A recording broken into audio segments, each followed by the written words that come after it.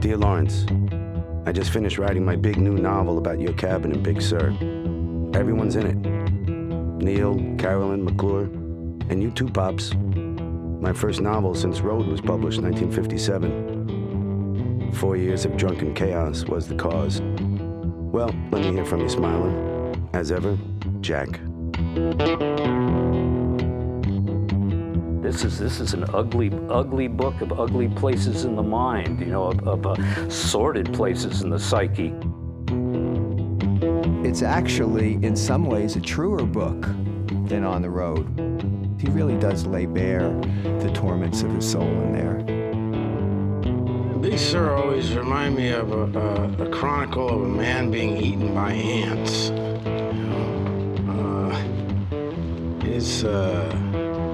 It's like the snail crawling across the straight razor.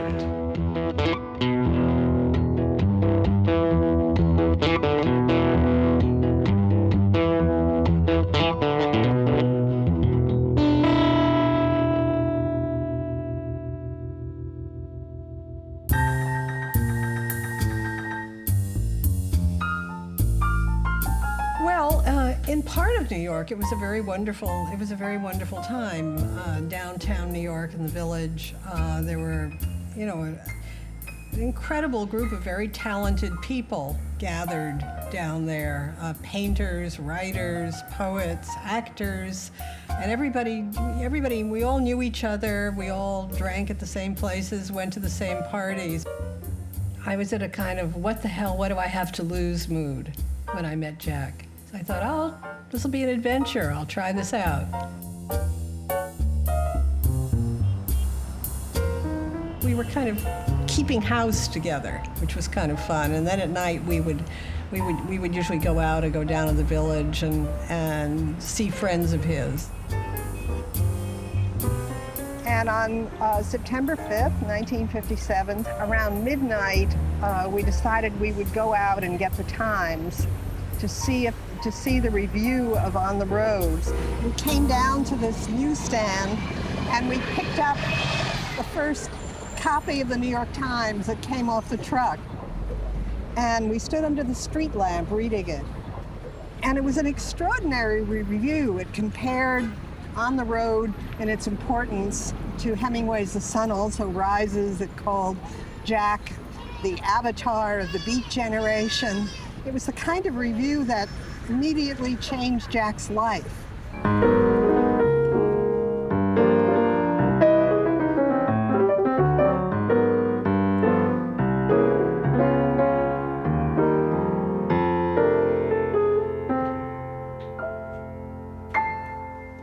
Jack never changed from the time that I met him until he passed away. What did change was the world's perception of someone who was totally unknown and in one day became a worldwide figure. I think he was overwhelmed by it, as I think anyone would have been. I think you have to understand that, first of all, no writer in human history had been so deluged. I've been driven mad for 3 years by endless telegrams, phone calls, requests, mail, visitors, reporters, snoopers. He was sort of attracting big, messy gangs of people. People with all sorts of agendas. Women who wanted to go to bed with him, men who wanted to say they'd had a drink with him, men who wanted to fight him. It was a big, uncontrollable, exhausting scene. A woman coming to my door and saying, "I'm not going to ask you if you're Jack Kerouac because I know he wears a beard. Can you tell me where I can find him? I want a real beatnik at my annual shindig party." There was one girl at a party who came up to me and said, "You're 21, I'm 29, I've got to fuck him now." Me drunk practically all the time to put on a jovial cap to keep up with all this.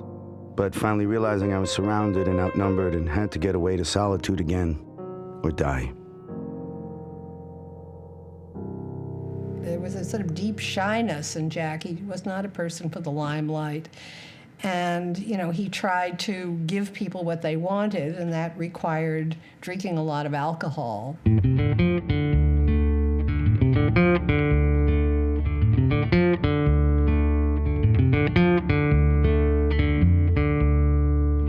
Jack wanted some help to stop his drinking, and I took him to a doctor who said he could help, and he couldn't. It turned out he couldn't, and that's when I realized that I was just a literary agent, not a life agent, and so I stopped doing that. I mean, if Jack had pushed me to give him a greater help, I would have, but he didn't. And I'm supposed to be the king of the beatniks, according to the newspapers. So, but at the same time, I'm sick and tired of all the endless enthusiasms of new young kids trying to know me and pour out all their lives into me so that I'll jump up and down and say, yes, yes, that's right, which I can't do anymore. We didn't do the jazz poetry readings anymore because it was just uncomfortable in public. People weren't coming to hear what he was reading or hear my music. They were coming just to see a famous Beat Generation personality, which was detestable to him.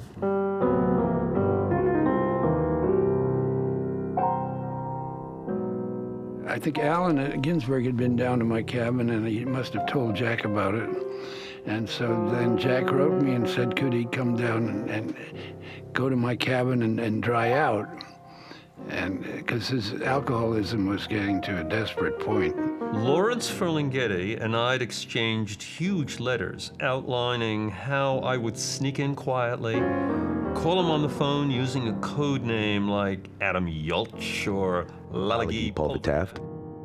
And then he would secretly drive me to his cabin in the Big Sur woods, where I would be alone and undisturbed for 6 weeks, just chopping wood, drawing water, writing, sleeping, hiking, etc., etc.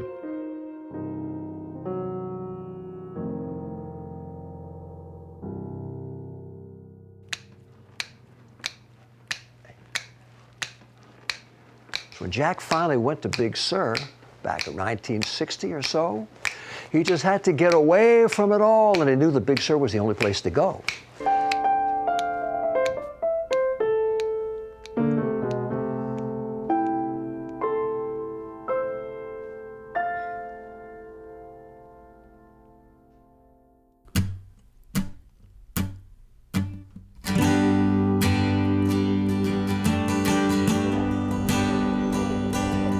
Up the Hudson Valley, across New York State to Chicago, then the plains. All so easy and dreamlike, crashing the salt flat daybreak. I hear I'll take you home again, Kathleen. It's the first trip I've taken away from home, my mother's house, since the publication of Road, the book that made me famous. Coming 3,000 miles from my home in Long Island, Northport, in a pleasant roomette on the California Zephyr. Really happy for the first time in 3 years. Staying in the roomette all 3 days and 3 nights with my instant coffee and sandwiches. All over America, high school and college kids thinking, Jack Kerouac is 26 years old and on the road all the time hitchhiking. While there I am, almost 40 years old, bored and jaded, in a roomette bunk crashing across that salt flat. Now I'm transcontinental, 3,000 miles from my home. I'm on the California Zephyr, watching America roll by. Now I'm transcontinental, 3,000 miles from my home. I'm on the California Zephyr, watching America roll by.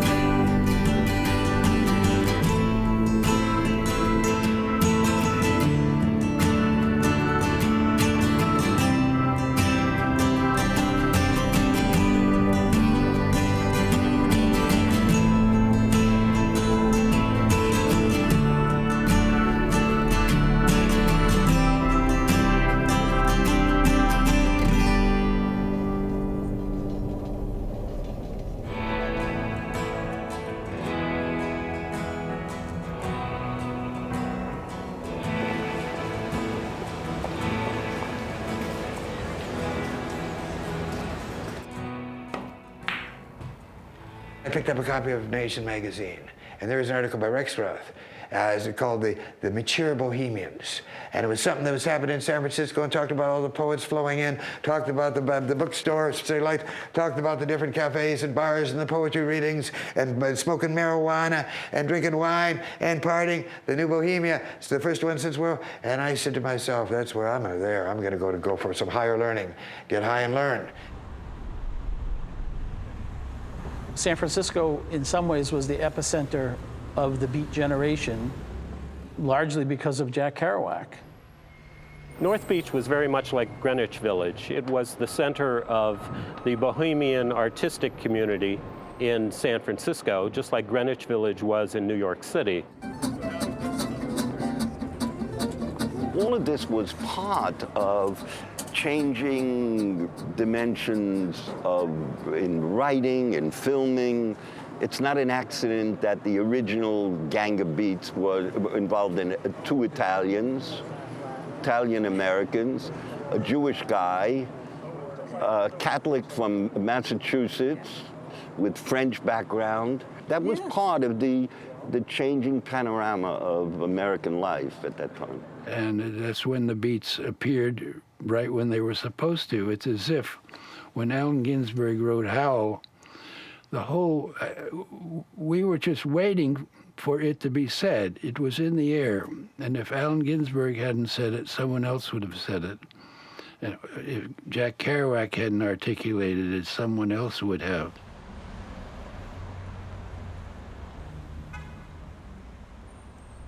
Jack Kerouac spent a lot of time in North Beach over the years.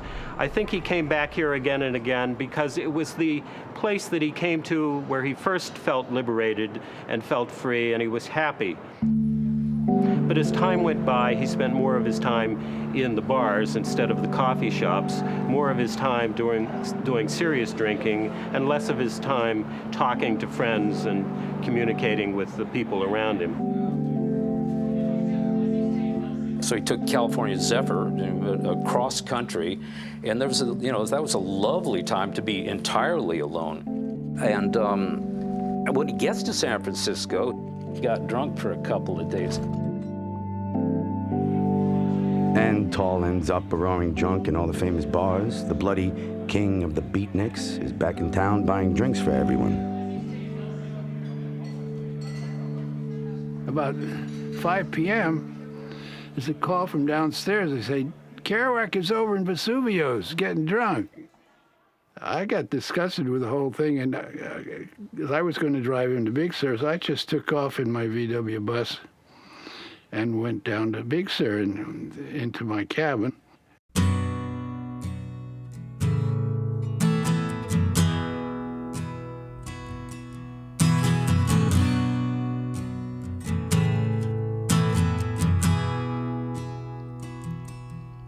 Church is blowing a sad wind blown Kathleen on the bells of the Skid Row slums, and I wake up goopy and woebegone at the Mars Hotel on 4th and Howard.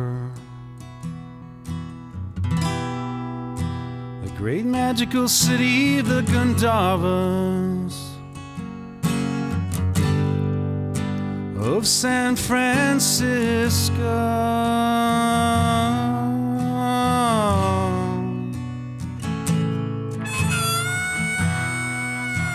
The church is blowing a sad, wind-blown Kathleen on the bells in the Skid Row slums as I wake up all woebegone and goopy, groaning from another drinking bout, and groaning most of all because I'd ruined my secret return to San Francisco by getting silly drunk while hiding in the alleys with bums and then marching forth into North Beach to see everybody.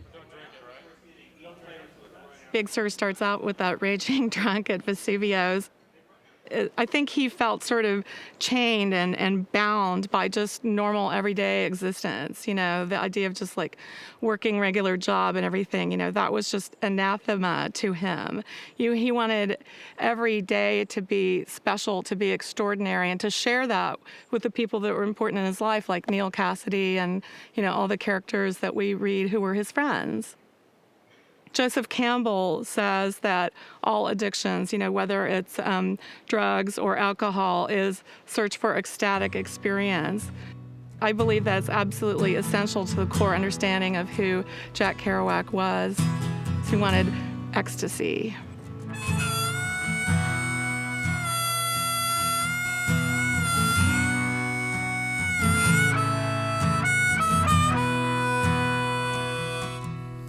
And where is the writer who could bring you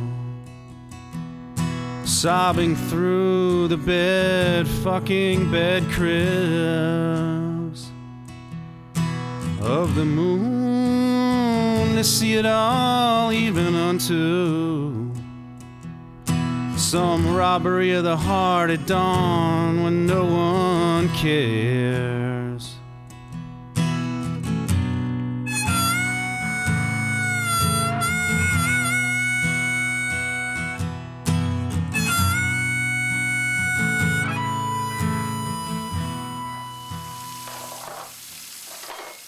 One fast move or I'm gone.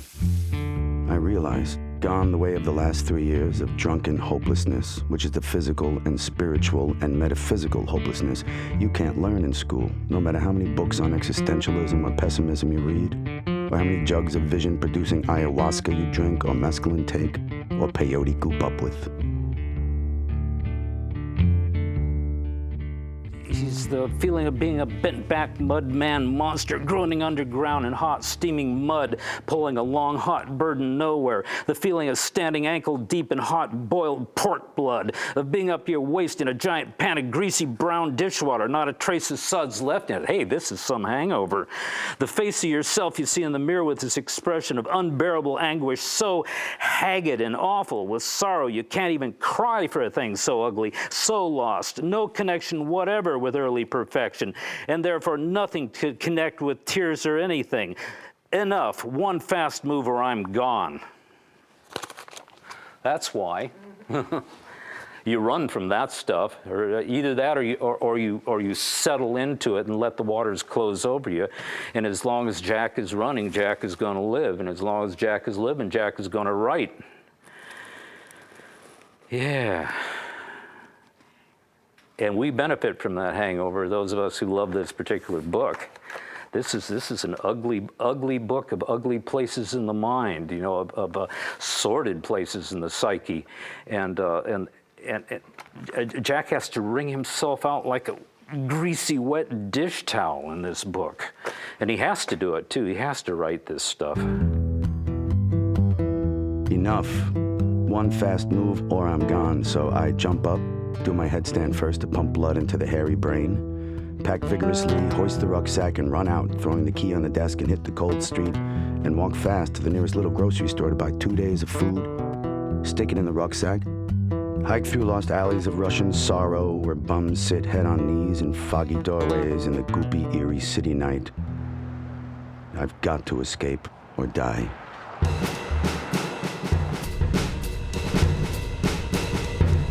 One fast move or I'm gone.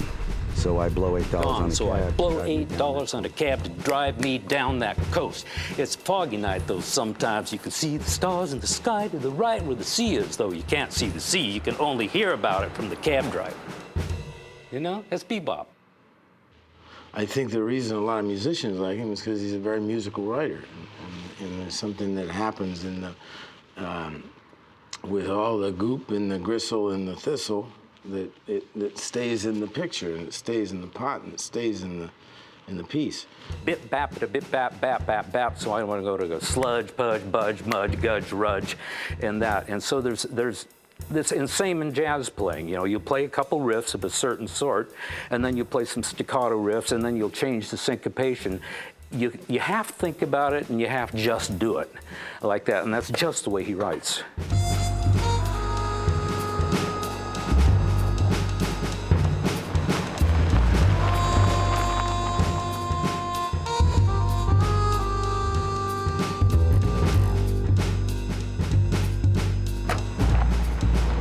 And sure enough, when he lets me off at that Bixby Bridge and counts the money, I sense something wrong. I can see the bridge, but I can't see nothing below it. So I start my trudge, back, just head down, following my lamp spot. Head down, but eyes suspiciously peering a little up, like a man in the presence of a dangerous idiot he doesn't want to annoy.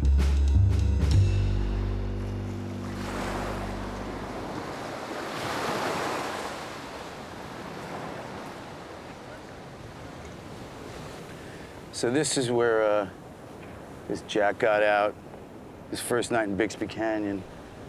And it was pretty dark tonight, and pretty cold too, but he was enveloped in fog, so he couldn't even see as far as I could in front of myself.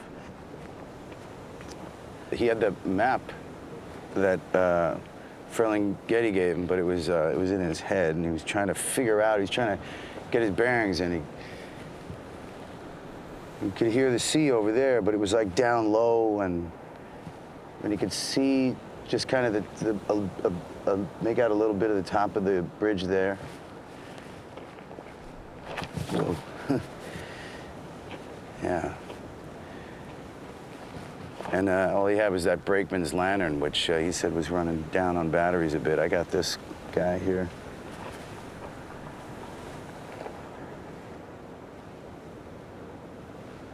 I would be singing to myself if I was him, keep myself company.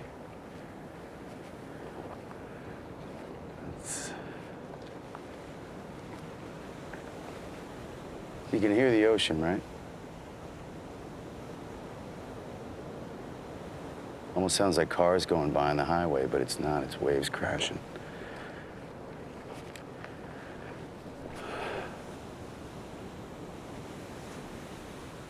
I can hardly see the bluff. As for the bridge, I can't see it anymore.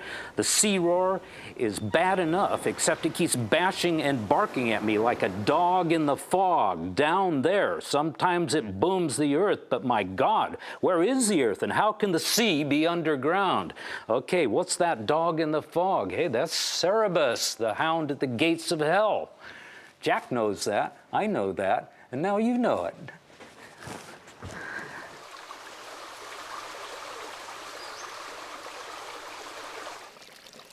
And in the morning, after sleeping by the creek in the white sand, I do see what was so scary about my canyon road walk. The road's up there on the wall, 1,000 feet with a sheer drop sometimes. And you look up at that unbelievably high bridge and feel death, and for a good reason. Because underneath the bridge, in the sand right beside the sea cliff, hump, your heart sinks to see it. The automobile that crashed through the bridge rail a decade ago and fell 1,000 feet straight down and landed upside down is still there now. An upside-down chassis of rust in a strewn skitter of sea-eaten tires, old spokes, old car seats sprung with straw, one sad fuel pump, and no more people. I think it's the wreck that he is at this time from when On the Road began, and of course that's what's responsible for him falling into this pit. The fame, the alcoholism, the hubris that came in, all the mix of all these things together. In a poem he said, you know, fame is like dirty newspaper blowing down Bleecker Street. I think he had an awareness of what it could do. And everything that it did for him was bad. He knew what kind of person he was, but it wasn't the image that people had projected on him as this king of the beats. Well, I mean, I think people always hate and embrace their monikers. I'm sure every king hates being king, but is king. And, you know, the Dalai Lama might feel, very humble, but he is the Dalai Lama. And Elvis Presley, also a humble man in certain ways, but he was the king of rock and roll. So people just are that. And I think, I think that this was a schism, that all kings carry, whether it's, you know, the King of England or the King of the Beats. He became the unwilling spokesman, kind of like Ice Cube. Like, do I look like a fucking role model? Like, I don't want to be the role model of this thing. You guys invented this term, but as a palatable commodity to sell to American mass culture, that's the way that all had to go down. And he became, you know, the photogenic hipster face of it.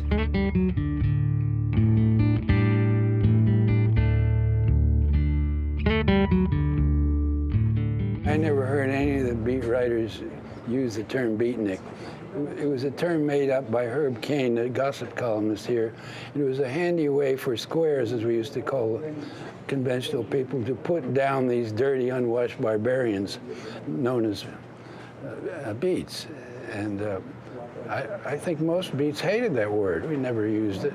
And this is where they sold the do-it-yourself beatnik kit to the tourists. And they, what is a do-it-yourself beatnik kit? Well, Just like turn yourself into a beatnik? With a beard and everything. Yes, no you would way. have a goatee. And a beret. Oh, beret, right. Really? Yeah. No kidding. And a copy of one of Paddy O'Shaughnessy's poems. Well, you could get one still if you really want one. Oh, just what I need. I know.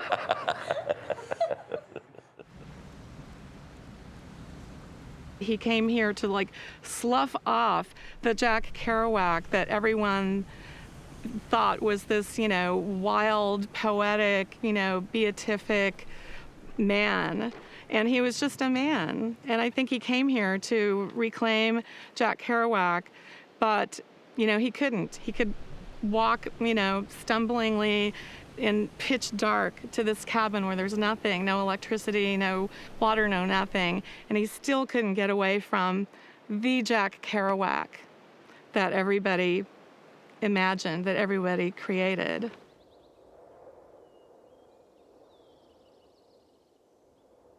Marvelous opening moment, in fact, of the first afternoon I'm left alone in the cabin, and I make my first meal, wash my first dishes, nap, and wake up to hear the rapturous ring of silence, or heaven even within and throughout the gurgle of the creek. When you say, am alone, and the cabin is suddenly home only because you made one meal and washed your first meal dishes, when you say, am alone, how strangely gracious. He writes this beautiful stuff about doing the dishes. He said, I just pour hot water into a pan with Tide soap and soak them good and then wipe them clean after scouring with a little 5 and 10 wire scourer. Those little yellow copper things you buy at a supermarket for 10 cents, all to me infinitely more interesting than that stupid and senseless Steppenwolf novel in the shack, you know, and which I read with a shrug. I think that's that kind of getting back to what feels honest.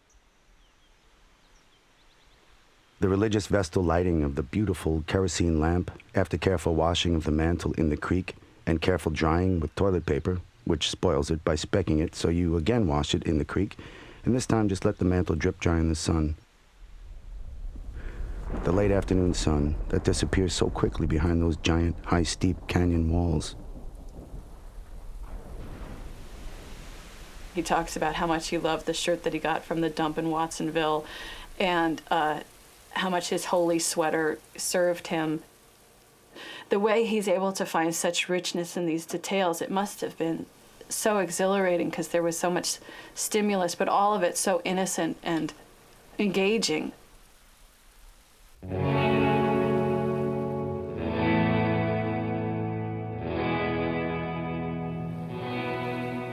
Late afternoon fog pours in over the canyon walls, sweep, cover the sun.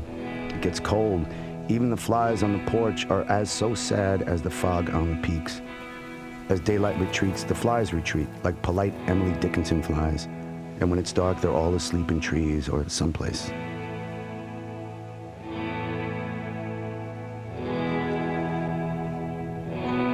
And then the sinister nature of just where he was seemed to take over in terms of all of the death fears and that despair coming to him in the form of the breakers and, you know, all of those roiling waves hitting the boulders.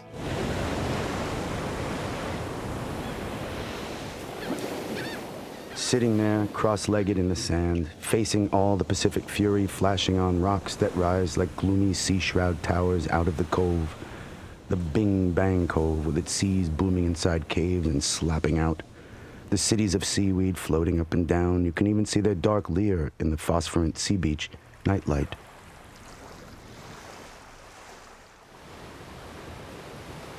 The death feeling is pervasive, and it's like the hawks that hover where the heart is hid. There is an ambiance of death that you can pretty easily imagine.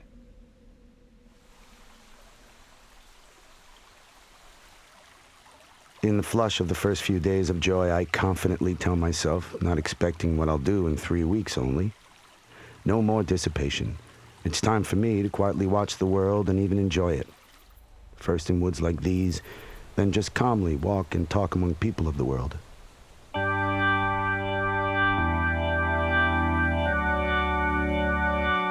No booze, no drugs, no binges, no bouts with beatniks and drunks and junkies and everybody. No more I ask myself the question, oh, why is God torturing me? So even that marvelous, long remembrances of life, all the time in the world to just sit there or lie there or walk about slowly remembering all the details of life, which now, because a million light years away, have taken on the aspect, as they must have for Proust in his sealed room, of pleasant mental movies, brought up at will and projected for further study and pleasure. As I imagine God to be doing this very minute, watching his own movie, which is us.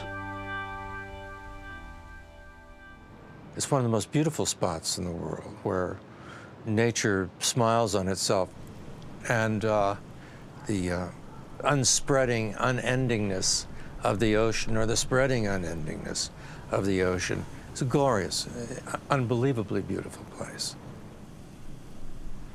Magic place. The fog up on those big bluffs. Ocean's magic over there. It's like you're tripping, you know, when you're there. That's the way I feel.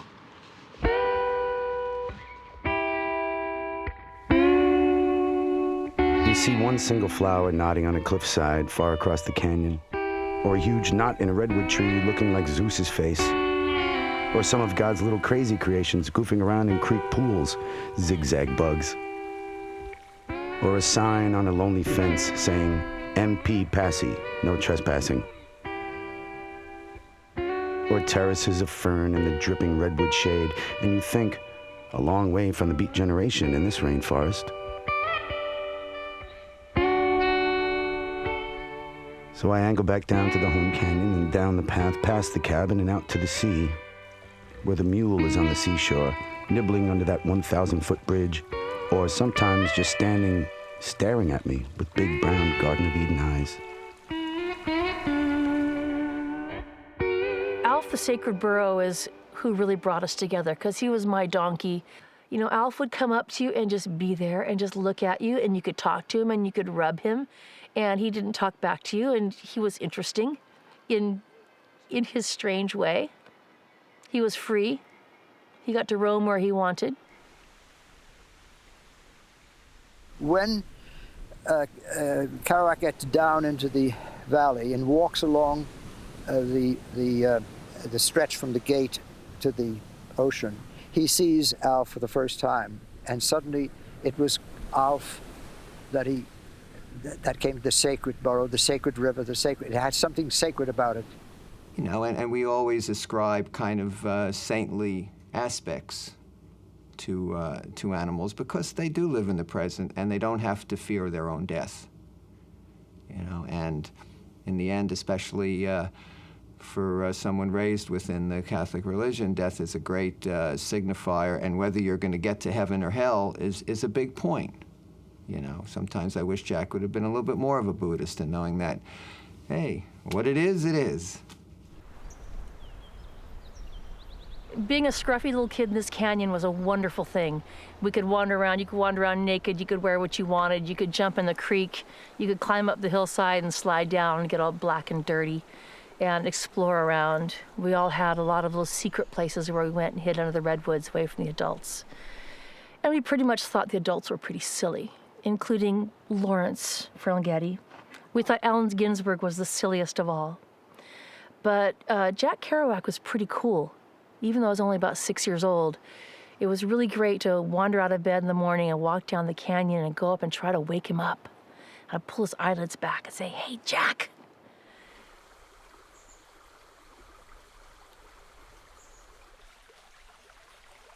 But the most marvelous day of all, when I completely forgot who I was or where I was or the time of day, just with my pants rolled up above my knees, wading in the creek, rearranging the rocks. It's like a goofy holy man's journal in this wonderful place. You know, the first 40 pages or whatever it is of the book is just like a little kid exploring, you know, in nature.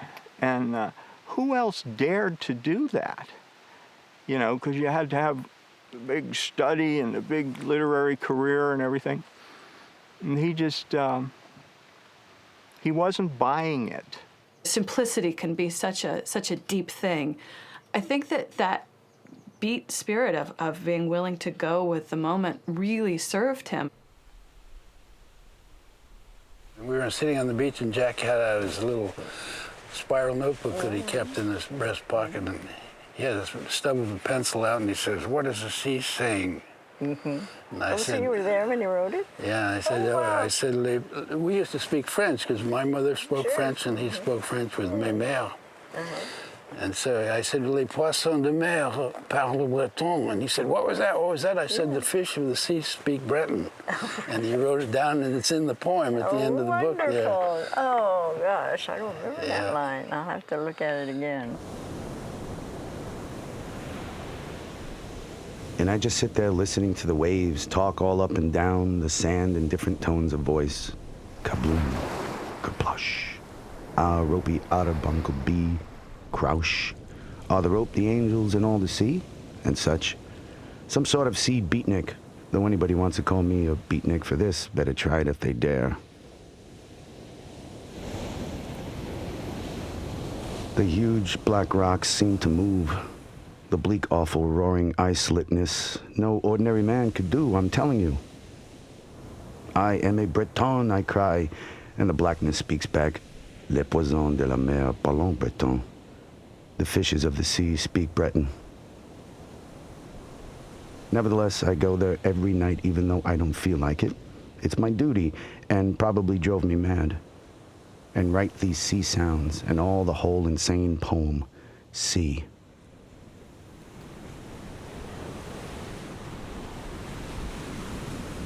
And we walked down to the beach and along the beach and through dunes and through rocks and through sea plants and crags and up a little slope to a cliff that was about 10 feet above the water where the waves crashed at the bottom of it.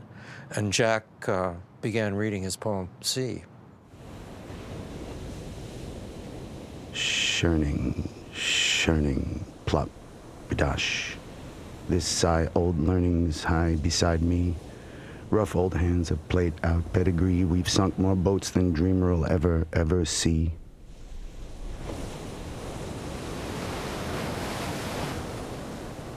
It was a kind of miraculous moment in that it was Jack reading a poem that the sea had spoken to him, that he wrote down. It was almost like he took the dictation of the sea, and he was reading it to the sea while the sea was continuing its dictation at the same time.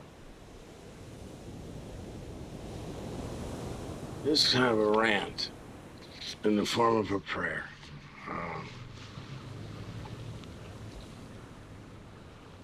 You know, the little Monterey fishing boat glides downward home, 15 miles to go.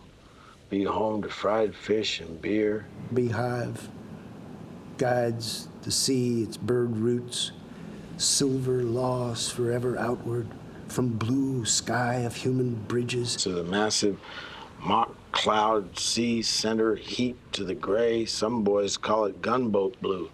or gray, but I call it the Civil War of Rocks.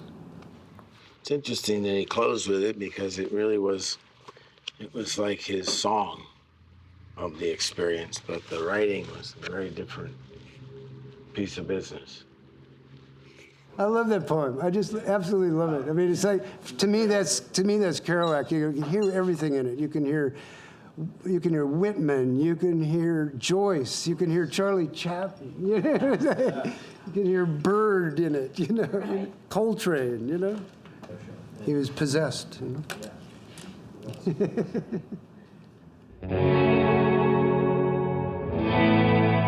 Blue Sky adds, "Don't call me eternity. Call me God if you like. All of you talkers are in paradise. The leaf is paradise. The tree stump is paradise. The paper bag is paradise. The man is paradise. The sand is paradise. The sea is paradise. The man is paradise. The fog is paradise. Can you imagine a man with marvelous insights like these can go mad within a few months?"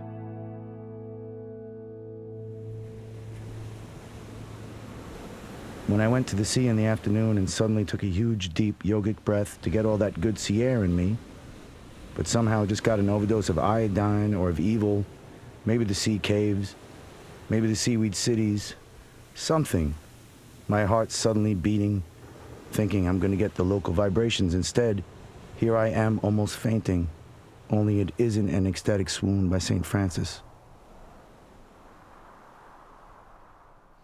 So I'm left sitting there in the sand after having almost fainted and stare at the waves, which suddenly are not waves at all, with, I guess, what must have been the goopiest, downtrodden expression God, if he exists, must ever have seen in his movie career.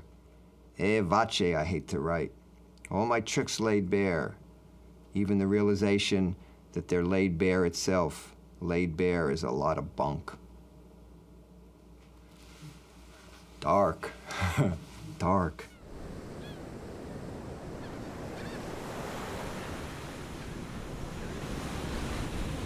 He inhales and exhales, and he's really at home, and it's beautiful. And he lets himself go and opens up to it.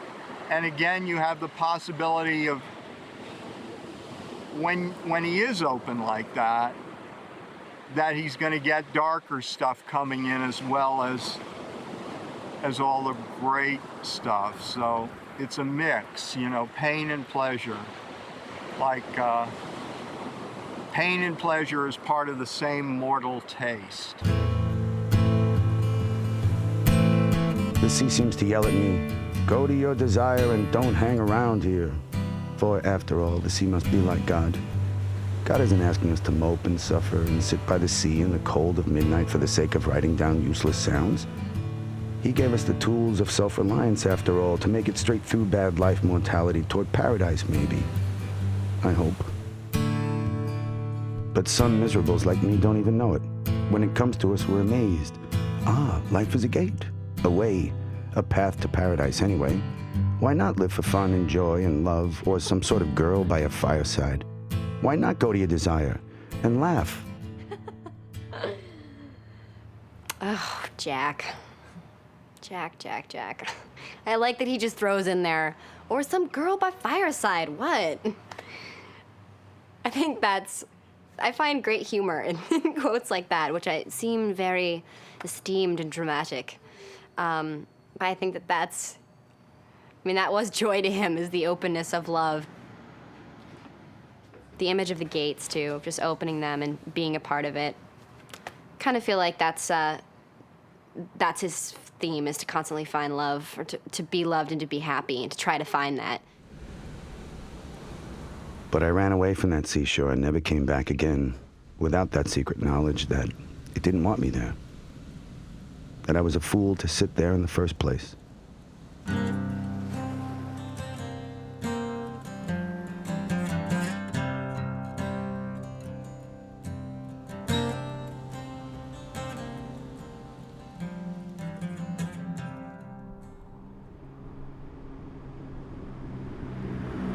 I figure I'll get a ride into Monterey real easy and take the bus there and be in Frisco by nightfall for a big ball of wino yelling with the gang. The next sign is in Frisco itself, where after a night of perfect sleep in an old Skid Row hotel room, I go see Ferlinghetti at a City Lights bookstore, and he's smiling and glad to see me. Says, "We were coming out to see you next weekend. You should have waited." But there's something else in his expression. When we're alone, he says, "Your mother wrote and said your cat is dead." He said in the book, he said that it was as if his brother had died. That was the analogy that he gave, that it would be that bad. The cat was just another part of the family. And it's really interesting because in the book, he actually shows the exact words of the letter from his mother. And this letter that his mother sends is so heartbreaking. Sunday, July 20th, 1960. Dear son, I'm afraid you won't like my letter because I only have sad news for you right now. I really don't know how to tell you this, but brace up, honey. I'm going through hell myself. Little Tyke is gone. It's very, very sad. And she talks about how she tried to revive the cat to no end. She spent all night. She was up till 4 o'clock in the morning trying to revive the cat after it had been coughing. And then, when she was clear that it was dead, she took it out in the backyard and buried it. That whole thing when his cat dies and his mom writes him, and she's right in the groove with him. She can totally relate to how incredibly devastating and awful the death of this cat is. And she's is suffering just as much. She understands, for all of he's around all these characters who say, "Gosh, Jack, you look like you're going through something. Let me get you some more alcohol," or the people say, "Gosh, I wish you'd stop doing so much alcohol," or something. His mother just gets right in the pain.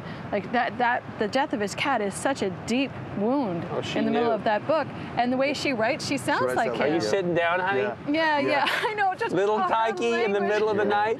Oh, I just wrapped him up in a nice blanket and I just put him out there and it's breaking my heart and you don't know the pain I'm feeling. She's just like him. Jack Kerouac's mother was probably his biggest fan, his biggest supporter. I think, she really believed in him and they had a relationship that was quite unusual. They were immensely close. She was a strong woman. And I think that he was steeped in a big Freudian soup of stuff with his mother, and what he projected onto other women was certainly there. And really some of the most tender and raw moments of his alcoholism, I think, were steeped in that confusion as well.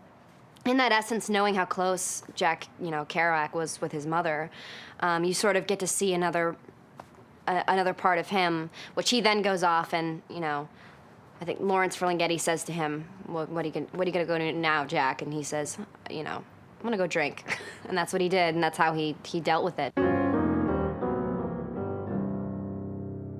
The lights are twinkling on outside that fantastic toy street. I can feel the joy rise in my soul. I now remember Big Sur with a clear, piercing love and agony. And even the death of Tyke fits in with everything, but I don't realize the enormity of what's to come. But Lou is anxious, and so am I to see great Neil, who is always the major part of my reason for journeying to the West Coast. So we call him up at Los Gatos, 50 miles away, down the Santa Clara Valley. And I hear his dear, sad voice saying, "Been waiting for you, old buddy." Neil Cassidy was the prototype for a lot of Jack's heroes in his books. Jack's best friend, the crazy man, the wildcat that drove back and forth across the country and killed many cars doing so. I think he was fascinated with Neil spouting original American language with great brilliance. One minute he would be talking about the French serialists, the next moment he would be talking about some 13th century mystic, the next moment he would be talking about the most advanced poetic ideas in astronomy, and that's the way Neil was. And of course Kerouac was fascinated by this because he couldn't talk like that himself. They were both so compassionate and so kind and tender, and that was one of the things I think attracted them, because they were both so macho that to find somebody else with a soft center was really rare, aside from their intellectual things. But also, of course, Jack was this klutz and clumsy, and Neil was so light and sprightly, and so Jack envied that, and his prowess with women, because Jack was so shy. There was both the opposite attraction as well as the mutual interest that were both so intense. No bitter complaints about society, whatever, from this grand and ideal man who really loves me moreover as if I deserved it. But I'm bursting to explain everything to him. Not even Big Sur, but the past several years, but there's no chance with everybody yakking. And in fact, I can see in Neil's eyes that he can see in my own eyes the regret we both feel that recently we haven't had chances to talk whatever, like we used to do, driving across America and back in the old road days. Too many people now want to talk to us and tell us their stories. We've been hemmed in and surrounded and outnumbered. The circle's closed in on the old heroes of the night.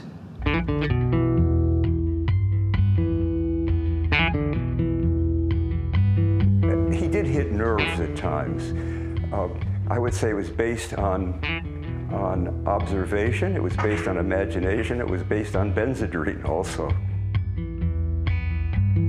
So we drive back to town, and I go to the Mad boarding house to drink some more, and I pass out dead drunk on the floor, as usual in that house, waking up in the morning groaning, far from my clean cot on the porch in Big Sur. No blue jays yakking for me to wake up anymore. No gurgling creek. I'm back in the Gookie city, and I'm trapped.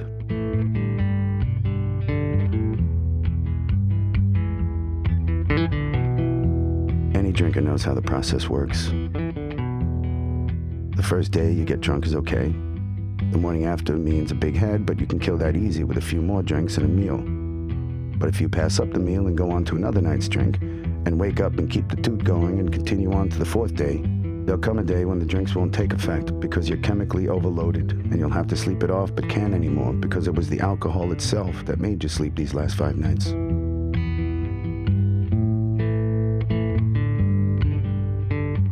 And my heart breaks in a way because his body can only take a few more years of this. And he just has this awesome, it's like capturing someone's alcoholic bottom in God knows whatever how many pages. And the sad thing is that it's also beautiful. And it's beautiful that he had it and can share it. And it's that weird, you know, do you want a psychologically healthy Jack Kerouac who doesn't write like that? Or do you want someone who burns and throws down that hard, the way he liked life and music? Well, sometimes when I read him, I get sad and I think, oh, man. You know? Because nowadays, we would just give you some Ritalin or something, straighten your ass right out. Send you to AA, Jack. You'll be fine. Man. You'll never write another word, but you'll be fine. Man.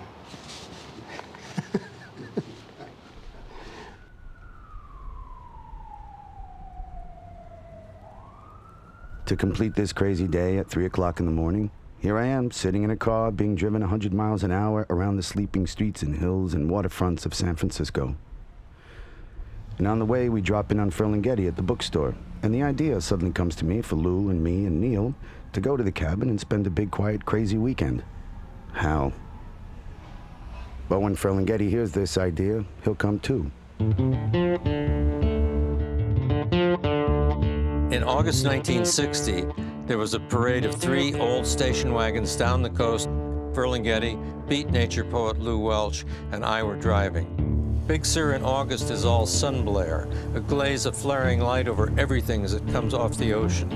Ominous feelings can rise from the ultra-rugged scenery and raw western forest.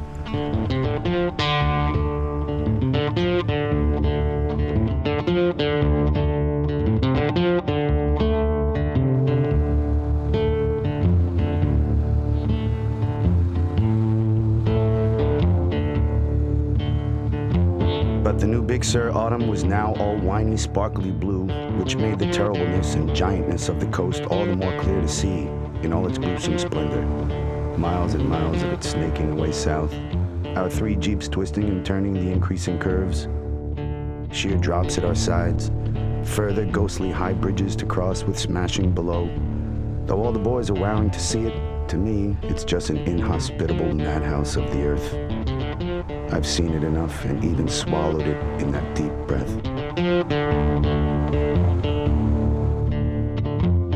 It all adds up to the confusion that's beginning to pile up in my battered drinking brain anyway. The constant reminders of death, not the least of which was the death of my peaceful love of Bixby Canyon, now suddenly becoming a horror. I feel excited to be with the gang, but there's a hidden sadness too, which is expressed later by Ferlinghetti when he says, "This is the kind of place where a person should really be alone, you know? When you bring a big gang here, it somehow desecrates it. Not that I'm referring to us or anybody in particular."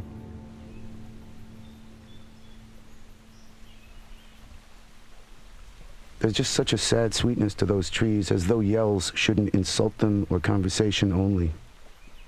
Which is just the way I feel, too.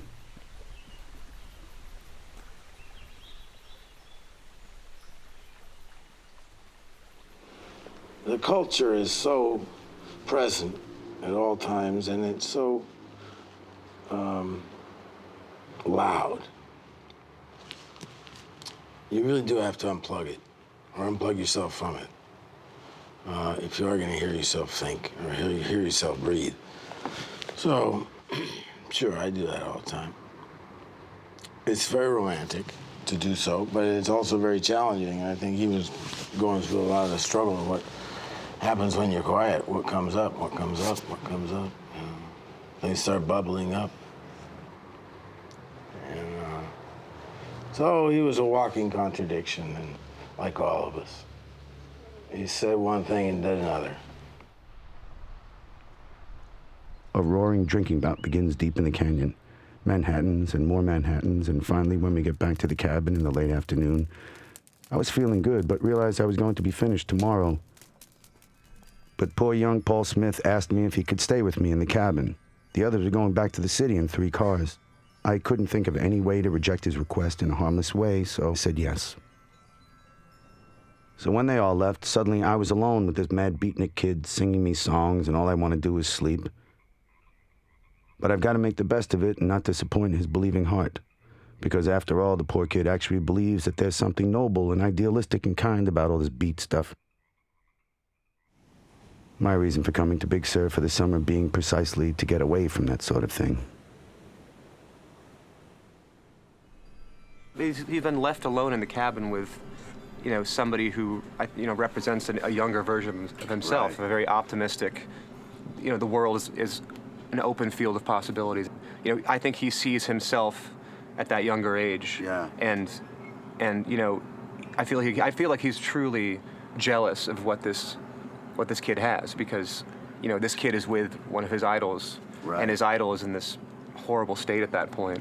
But the kid is just so excited to be there and be taking in the world. And Which is what you think Jack wanted.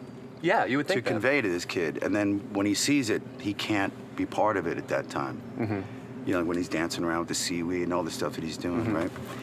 Yeah, that's interesting. It is like a younger Jack.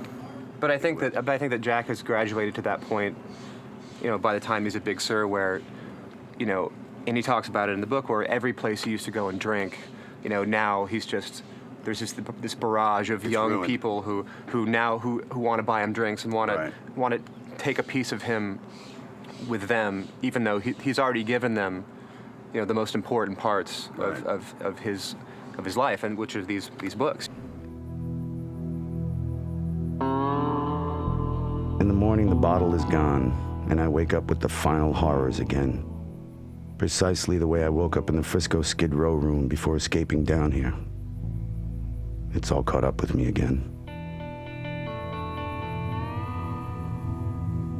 Not so much a physical pain, but a mental anguish indescribable to those ignorant people who don't drink and accuse drinkers of irresponsibility. The mental anguish is so intense that you feel you have betrayed your very birth, the efforts, nay, the birth pangs of your mother when she bore you and delivered you to the world. You've betrayed every effort your father ever made to feed you and raise you and make you strong, and my God, even educate you for life. You feel a guilt so deep you identify yourself with the devil, and God seems far away, abandoning you to your sick silliness. For almost the first time, he was telling the truth, that he was tired, that he was bloated, that he'd hurt himself a lot, that he was feeling his years, and he was alone. He wasn't promoting at that point. He was really confessing, and confessing the truth. He comes with his Catholic guilt-ridden consciousness, and also his love of the baby Jesus, and his alcohol paranoia. And he laid all that on the landscape. So in his book, Big Sur, the alcoholic, paranoiac demons take over. I'm sick. I yell emphatically to the trees, to the woods around, to the hills above, looking around desperately. Nobody cares. Because the only time I've ever been sicker and madder was a week later, when Lou and I came back with the two girls leading to the final horrible night.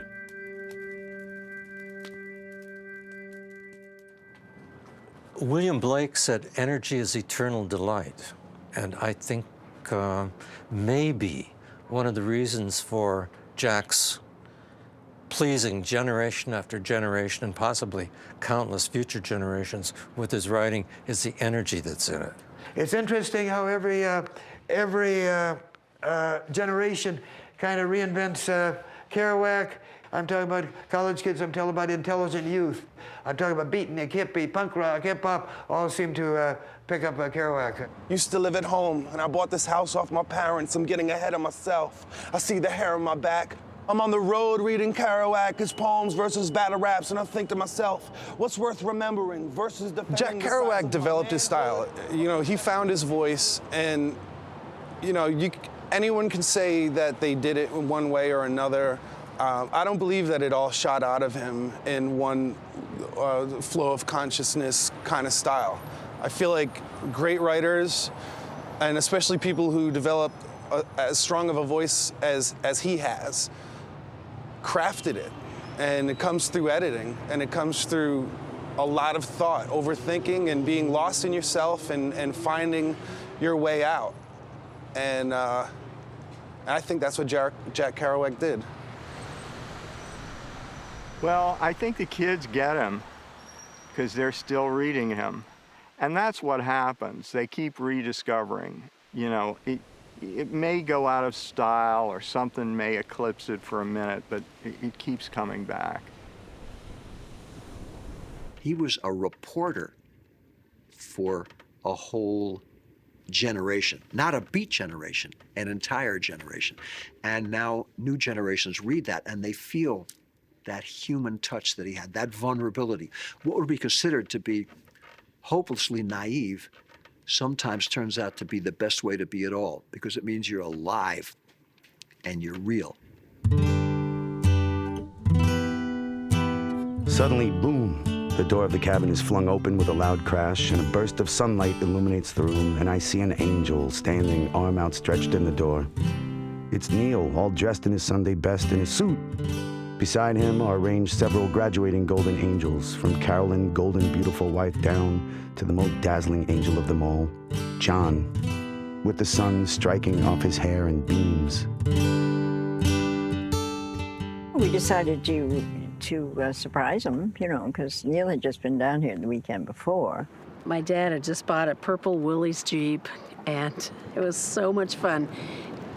The back was like, it had a mattress in the back, and all the kids, all three of us were in the back, and we were going down to the cabin, and Dad drove us down this road. You know, it was just an amazing trip down this horrible road. And I remember Carolyn going, Neil, must you throw your passengers around so much? Well, me and my two older sisters were knocking heads in the back of on the mattress, just giggling our ass off. We thought it was great.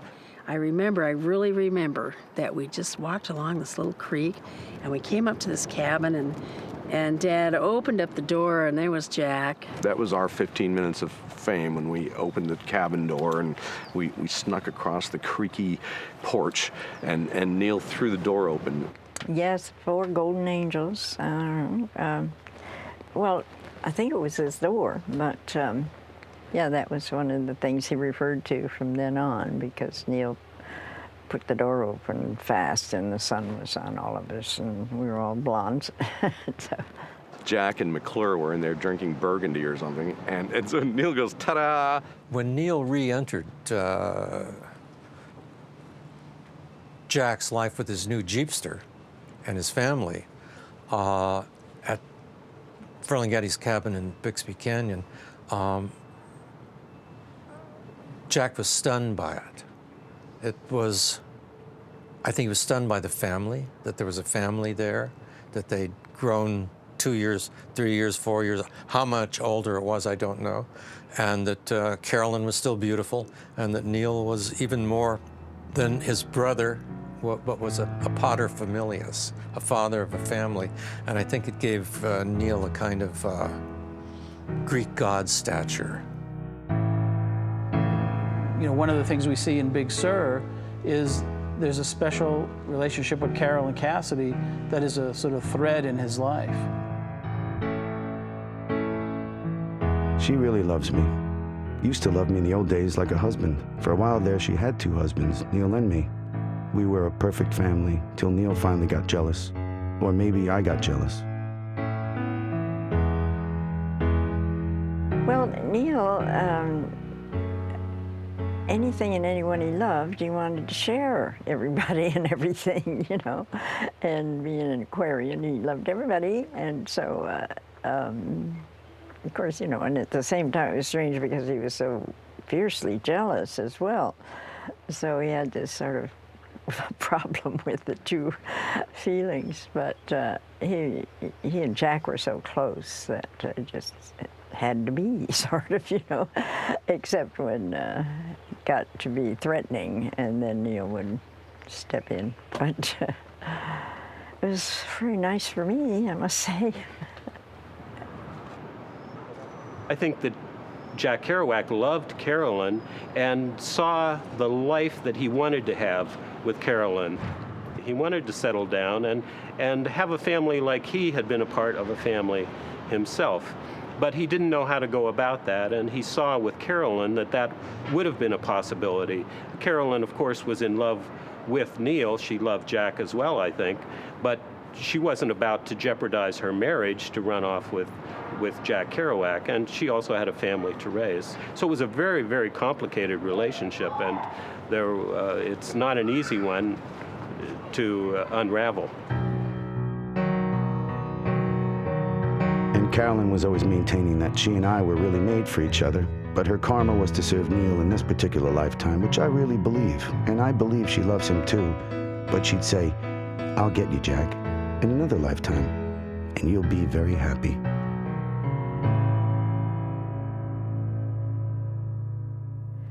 He would always, his things like I chasing him down the halls, and it was he that was chasing me. Every time he made a statement like that, he reversed it, and it was my fault, see, because he was so guilty about us that he could never write the admission of what he'd say. You know, it was always my doing.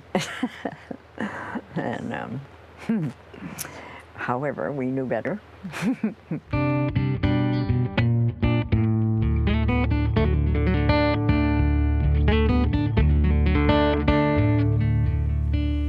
And we come out on the highway and go right batting up to Monterey in the Big Sur dusk.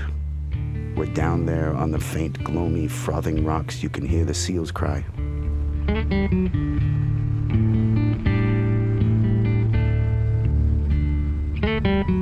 That white line feeding into our fender like an anxious, impatient electronic quiver shuddering in the night, and how beautifully sometimes it curves one side or the other as he smoothly swerves for passing or for something else.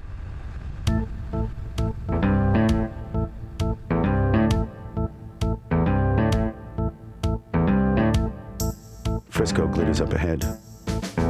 Our radio plays rhythm and blues as we pass the joint back and forth in jawed silence, both looking ahead with big private thoughts now so vast we can't communicate them anymore if we tried. It would take 1,000,000 years, or even 1,000,000,000 books. When Jack comes back to the city from Big Sur, I think Neal Cassady introduces him to his girlfriend, Jackie Gibson at the time, and the purpose for that seems to be that Neal wanted Jack to take Jackie off his hands.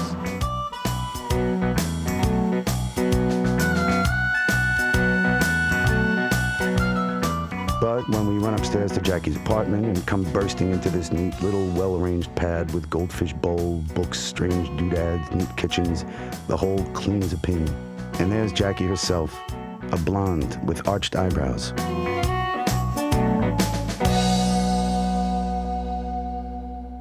She's got this beautiful, neat little apartment with everything arranged just so, and her little goldfish and her chair, and it's so neat and pretty, and you see the light bulb go off in Jack's head immediately, like, oh man, am I gonna fix this place? I mean, he's bringing destruction with him wherever he goes at this point in life. That's what he's living on. He's living on chaos.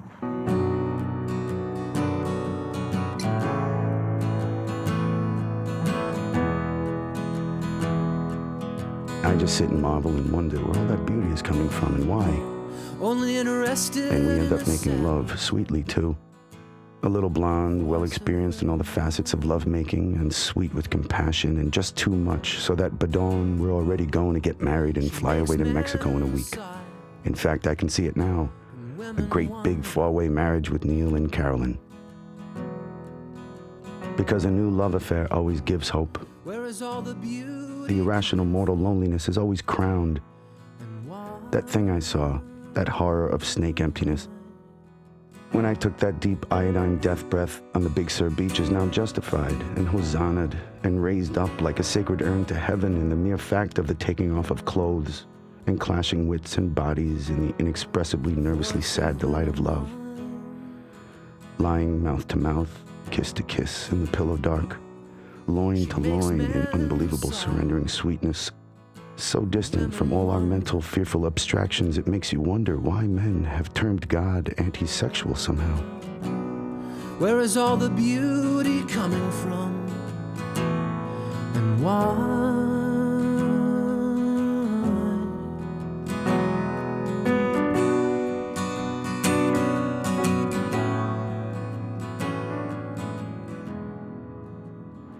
I think that Jack Kerouac really hoped that the next woman he met would be the woman who would replace his mother and be his soulmate for life. But it was never to be. His mother was his soulmate for life. You'd be hard-pressed to find more of a person victimized by the Madonna whore syndrome than Jack Kerouac, you know? And it's like, he had the same experience with 1,000 different women, you know, and none of them are going to be mama, mare, you know? And if you fall in love with Jack Kerouac, sorry, babe, because he's going to friggin' break your heart. Because he can ride with it for a little while, but then he's gone and really gone, you know? And to me, so in some of those things I see, wow, what a manifestation of that kind of weird play of wanting to be free and he wanted to devour life. And yet it's like, you know, it's like wanting to ride a motorcycle as fast as you can, but having this big Catholic parachute on the back of you that's always kind of dragging you down. At one point in the story, Jack Kerouac is in Jackie Gibson's apartment looking out the window on the street, waiting for her to come home from work. And he realized that he had done that as a child countless times. He stood at the window looking out onto the street and was observing the things that were happening. I'm clutching at the drapes of the windows like the Phantom of the Opera behind the mask, waiting for Jackie to come home and remembering how I used to stand by the windows like this in my childhood and look out on the dusky streets and think how awful I was in this development everybody said was supposed to be my life and their lives. A lot of the time, Jack seemed tortured, and by every single last thought that came into his mind, they had to speak it and had to write it. And so you kind of agonize along with him. He sees he's being blown apart in every direction.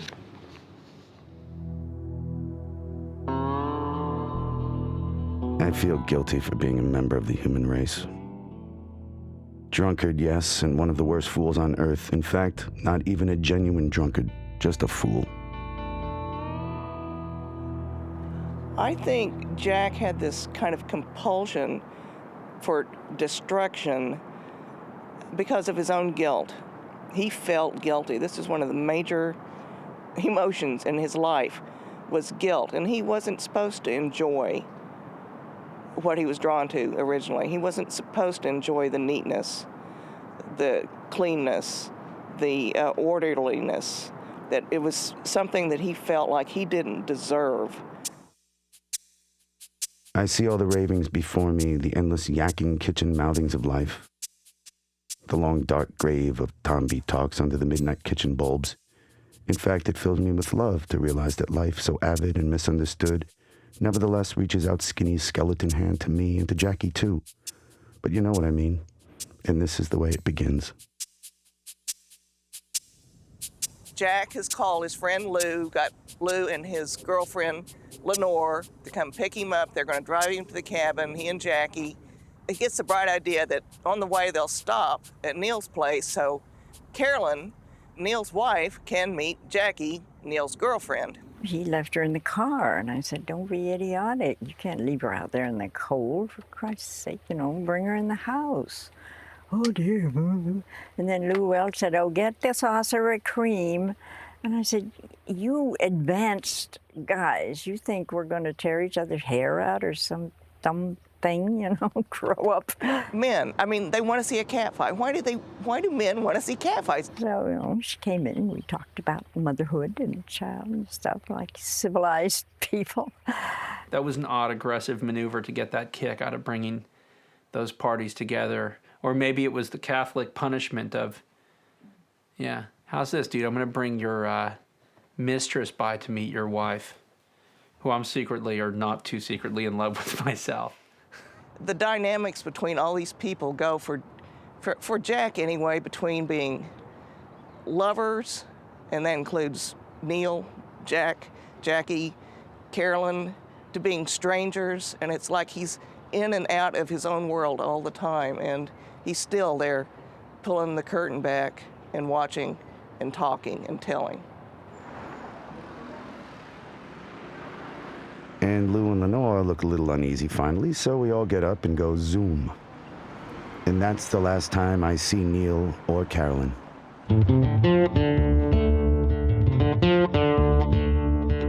The road has always been Jack's life, and Jack's life is getting wilder and darker, and it's just about to get as wild and dark as it ever gets.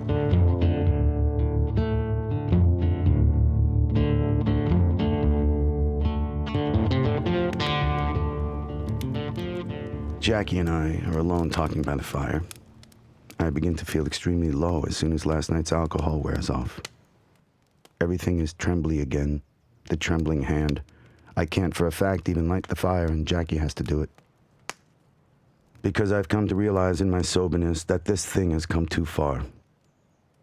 That I don't love Jackie, that I'm leading her on, that I simply made a mistake dragging everyone here, that I simply want to go home now. What he sees in front of him is not what he imagined. And he's having to reassess his whole project.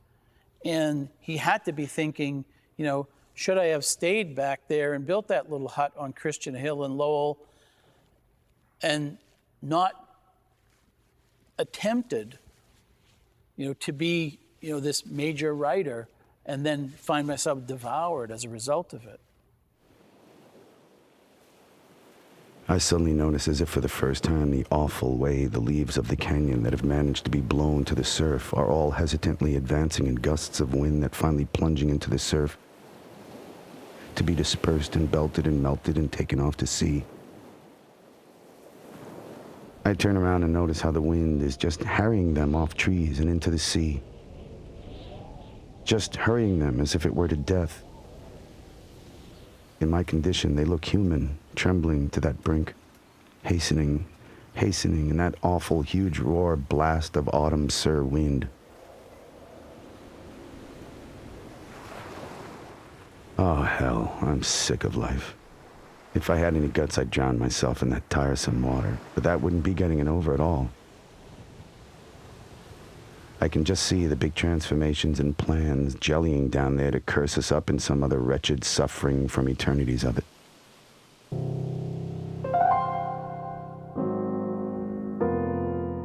I feel like the most disgraceful and, nay, disreputable wretch on earth.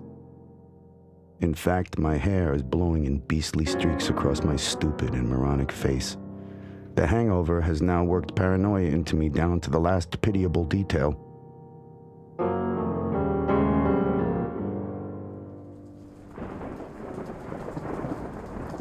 It was raining when he was here sometimes and cold, and so when he closed the shutters, it was dark inside. Now I can see why he would hallucinate if he already had the tendency to.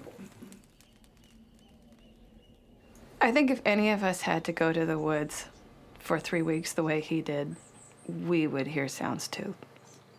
I think I would have gone bonkers. We all get voices in our heads.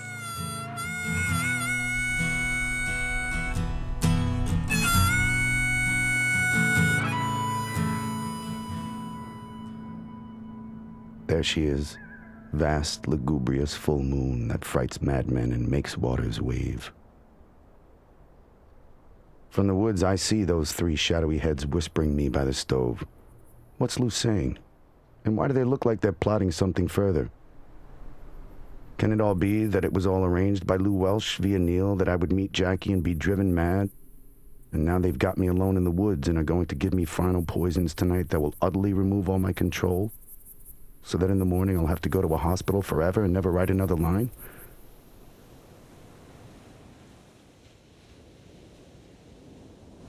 I was just like, you shouldn't have gone down there to begin with, man. I can't read this. He You had just to, shouldn't have otherwise it gone. wouldn't be a book. Oh, I know. And then we wouldn't be talking about But it. John, I was just like suffering.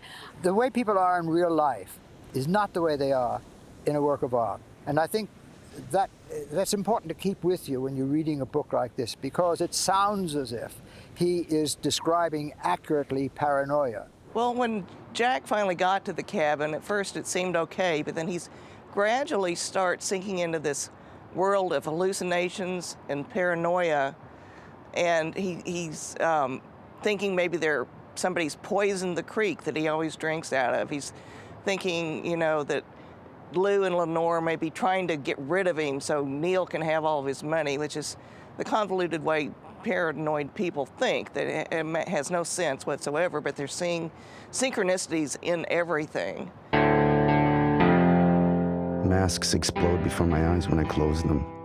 When I look at the moon, it waves, moves. When I look at my hands and feet, they creep. Everything is moving. The porch is moving like ooze and mud. The chair trembles under me. If I try to close my eyes, some elastic pulls them open again. If I try to turn, the whole universe turns over with me, but it's no better on the other side of the universe. I realize I may never come out of this, and my mother is waiting for me at home, praying for me because she must know what's happening tonight. I cry out to her to pray and help me.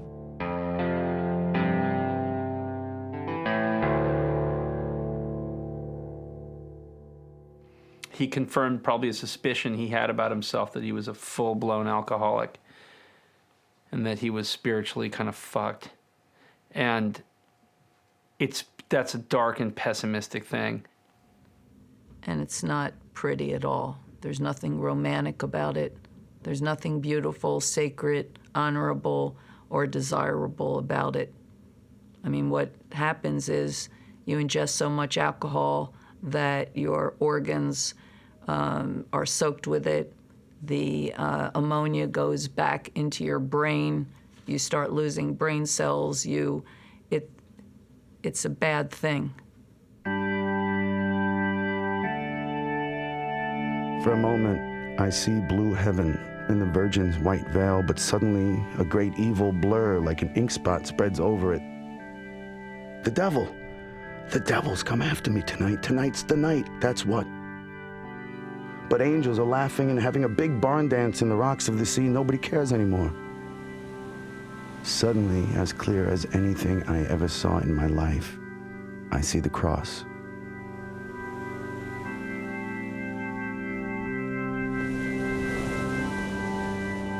I'm so alone in all this. I go fearfully casting about for control back inside the cabin by the lighted lamp, a smoke, trying to squeeze the last red drop out of the rancid port bottle. And I'm sure, like any writer with that couple of books behind him, the idea of like, okay, dude, what you got? What's next? You know, and whatever his anticipation was, what was next was just, okay, you want to know what's next? Here's my nervous breakdown.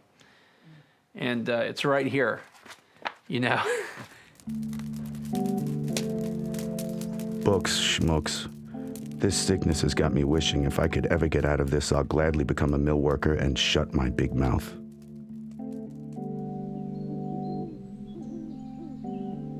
Dawn is the most horrible of all, with the owls suddenly calling back and forth in the misty moon haunt. And even worse than dawn is morning, the bright sun only glaring in on my pain, making it all brighter, hotter, more maddening, more nerve-wracking. The horrible climax coming when the others finally get up and pook about, making a troubled breakfast, and I've told Lou that I can't possibly stay here another minute. Hopelessly and completely finished, I sit there in the hot sun and close my eyes. And there's a golden swarming piece of heaven in my eyelids. It comes with a sure hand of a soft blessing as big as it is beneficent, i.e., endless. I've fallen asleep. You felt every, atom of Jack's body when he was going through his paranoia, his seeing things, and the vision of the cross was such a relief. And I don't care if you're a Christian or not, his vision of the cross will make you go, oh, good. There's redemption in here somewhere. There's somebody, something that Jack feels is looking out for him. It's about being human. And human sometimes was dark and goofy and stupid and ugly, with the capacity to step back and say, that wasn't right. And that was just Jack. I see Big Sur as a miracle novel.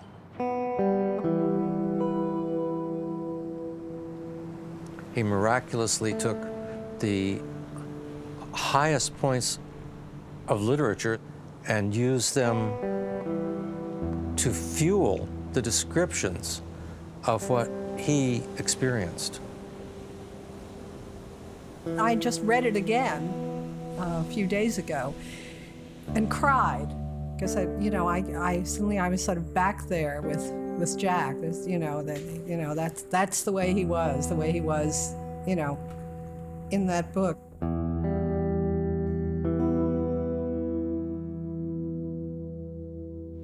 Despite the gloominess, despite the grimness and the sense that we're all dust, this sort of, in a sense, cosmic meaninglessness, Kerouac demonstrates that there is a human capacity for joy and exuberance, and you find that in book after book after book.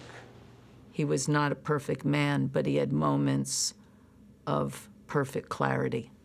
And that's what I always look for when I'm reading him.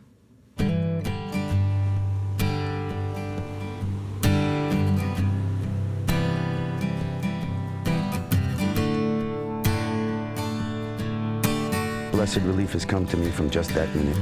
Everything is washed away. I'm perfectly normal again. Lou Welsh is down the road looking at fields of flowers. I'm sitting smiling in the sun. The birds sing again. All's well again. I still can't understand it. That's the pearl that comes from the irritation, I guess. I think it's human to try and turn something that was deeply painful into some kind of either a cautionary tale for someone else, or to purge yourself of the demons that are in you.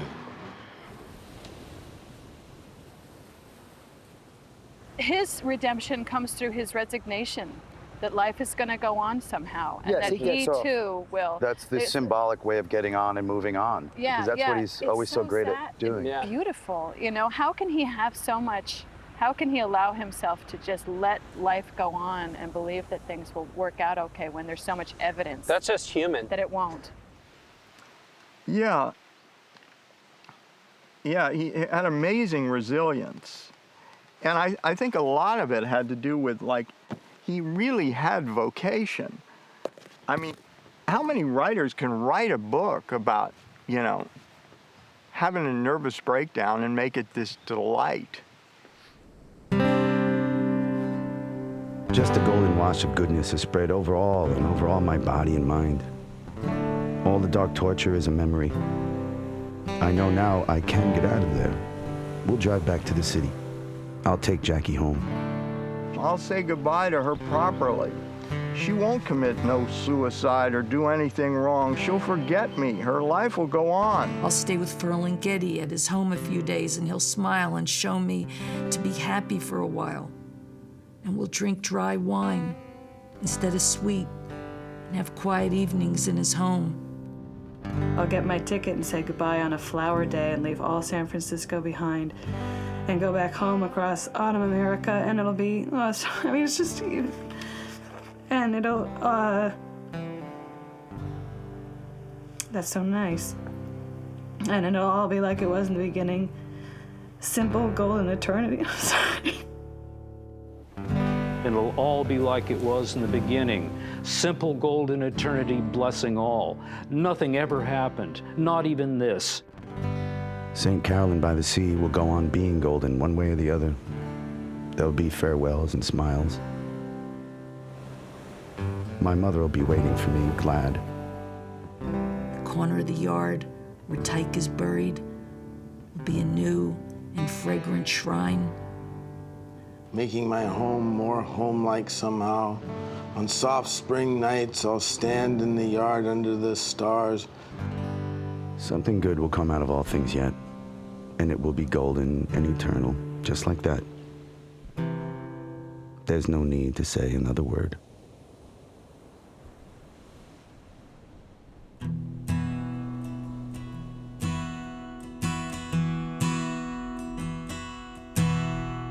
Settling down with warm glow wood stove and kerosene. Peace you're looking for, peace you'll find in the tangled mad cliff sides and crashing dark of Big Sur, of Big Sur.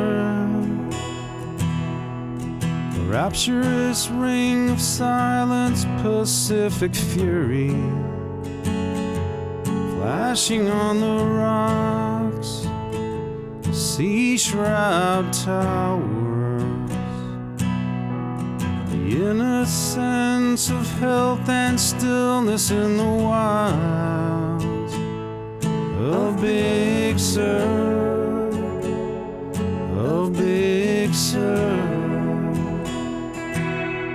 Whole surface of the world as we know it now will be covered with the silt of 1 billion years in time.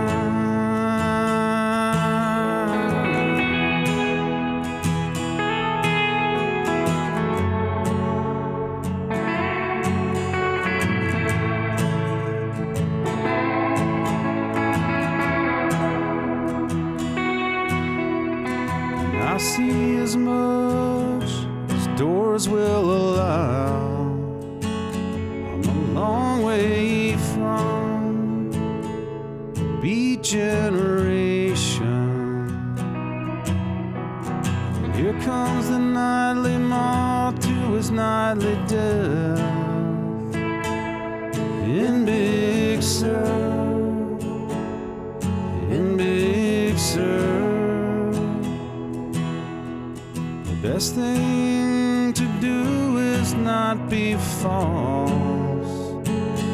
The rocks of the valley have left no howl of complaint. And I'm just a sick clown, and so is everybody else. In Big Sur, in Big Sur.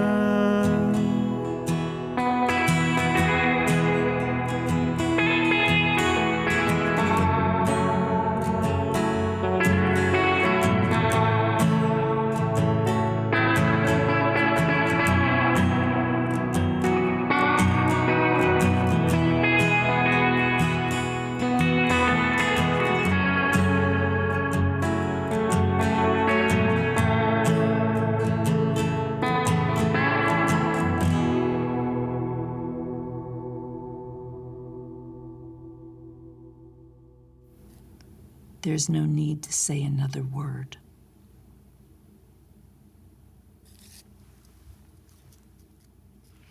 He doesn't have a period after word, which I think is so beautiful. There's no need to say another word because it just, dissipates into the flux. He doesn't stop it. It just keeps going. That's so nice.